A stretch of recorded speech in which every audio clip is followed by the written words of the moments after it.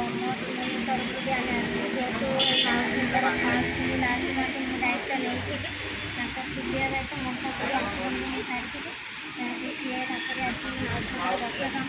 ମୋ ସହିତ ସାଥିରେ ମୋ ଟିମ୍ ତରଫରୁ ଯେତିକି ଯିଏ ସହଯୋଗିତାର ହାତ ବଢ଼ିଛନ୍ତି ସବୁ ଭାଇ ଭଉଣୀଙ୍କୁ ମୁଁ ଧନ୍ୟବାଦ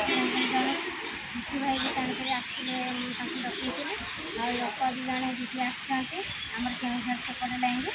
ଆଉ ତମ ପ୍ରୋଭାଇଡ଼। नमस्कार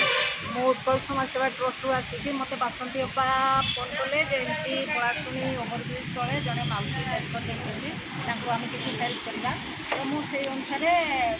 कथा अनुसार मुझे पहुँची पाखे आसी पहुँचला मुझे देखिली जे मौसांकर से मौसी डेथ कर